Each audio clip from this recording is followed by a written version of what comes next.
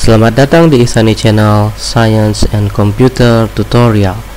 Jangan lupa klik like, subscribe, dan nyalakan loncengnya untuk mendapatkan informasi terbaru mengenai video-video kami lainnya. Pada video kali ini kita akan membahas mengenai uji fitokimia terpenoid, steroid, flavonoid, fenolik, dan saponin pada sampel segar.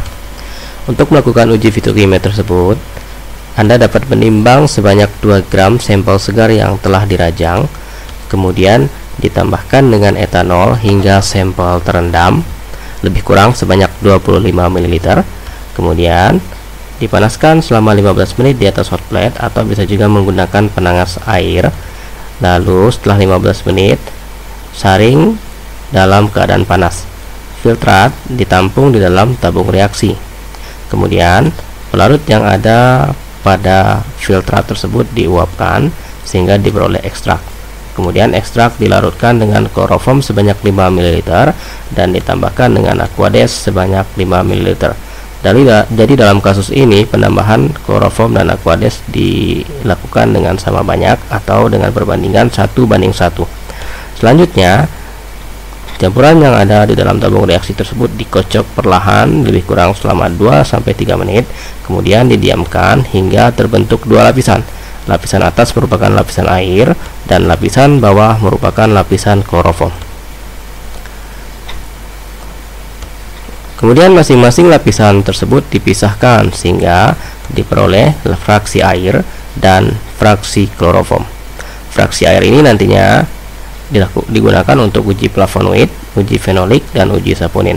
Sedangkan fraksi kloroform digunakan untuk uji terpenoid dan uji steroid.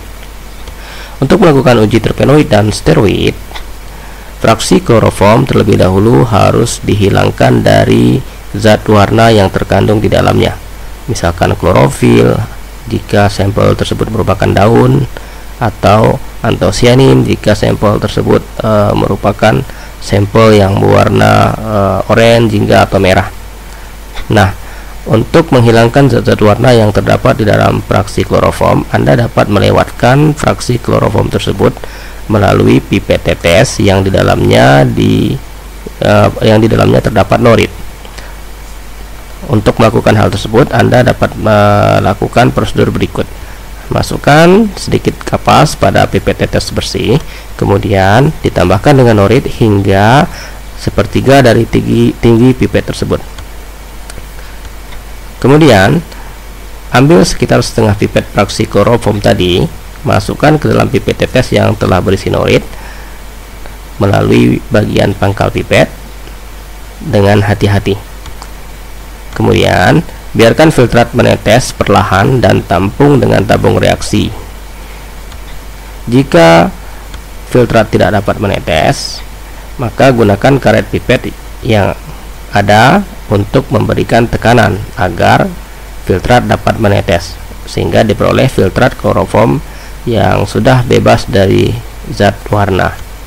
Selanjutnya, filtrat kloroform tersebut dimasukkan ke dalam 3 sumur pada plat tetes sebanyak 3-5 tetes ya. Ini pada sumur atau lubang pertama, kemudian juga pada sumur atau lubang kedua, dan terakhir pada sumur atau lubang ketiga. Kemudian biarkan larutan di dalam plat tetes tadi mengering ya, atau kloroformnya dibiarkan menguap. Kemudian setelah kloroformnya menguap, ke dalam lubang pertama ditambahkan dengan asam sulfat pekat, ke dalam lubang kedua ditambahkan dengan asam asetat anhidrat, dan ke dalam lubang ketiga ditambahkan dengan reaksi LB, yaitu campuran asam asetat anhidrat dan asam sulfat pekat. Selanjutnya amati perubahan warna yang terjadi. Terbentuknya warna hijau atau biru menunjukkan bahwa pada sampel terdapat senyawa steroid, sedangkan terbentuknya warna merah menunjukkan bahwa pada sampel terdapat senyawa terpenoid. Kemudian untuk uji flavonoid dan fenolik, fraksi air dimasukkan ke dalam plat tetes sebanyak 3-5 tetes pada lubang pertama, pada lubang kedua, dan juga pada lubang ketiga. Nah, lubang pertama kemudian ditambahkan logam Mg dan HCl pekat ya untuk uji flavonoid ya. Sedangkan lubang kedua ditambahkan larutan FeCl31% untuk uji fenolik.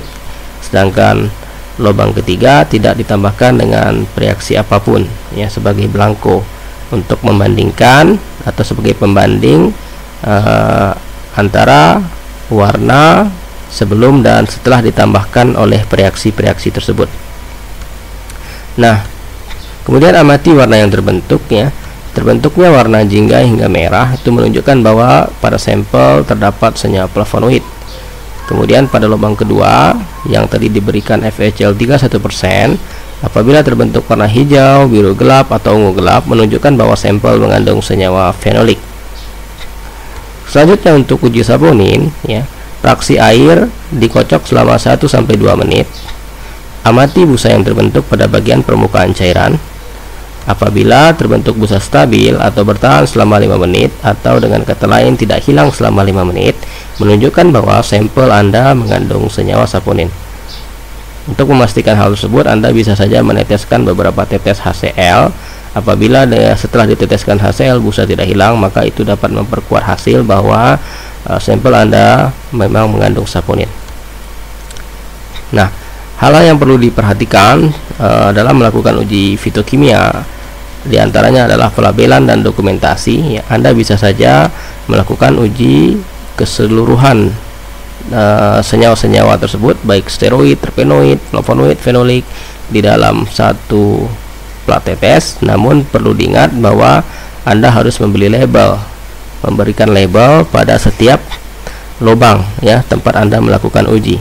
Hal ini perlu dilakukan untuk menghindari tertukarnya data hasil pengamatan yang Anda peroleh melalui uji fitokimia ini, sehingga jelas ya yang mana nanti hasil dari uji flavonoid, yang mana dari hasil uji fenolik, yang mana hasil dari uji steroid, dan yang mana hasil dari uji terpenoid. Beberapa sampel yang mengandung terpenoid diantaranya adalah daun pegagan atau yang dikenal dengan nama latin Centella asiatica. Kemudian untuk sampel yang mengandung flavonoid dan fenolik diantaranya adalah kulit buah manggis atau Garcinia mangostana. Beberapa senyawa flavonoid dan fenolik yang terdapat di dalam kulit manggis ini dikenal memiliki aktivitas antioksidan yang sangat baik ya, sehingga banyak produk-produk yang juga dihasilkan ya, baik dari kulit buah manggis tadi maupun dari daun pegagan. Demikianlah video mengenai prosedur uji fitokimia terpenoid, steroid, fenolik, flavonoid, dan saponin pada kesempatan ini. Jangan lupa klik like dan berikan komentar Anda pada kolom komentar kami. Kemudian share jika bermanfaat. Sampai jumpa pada video-video kami berikutnya.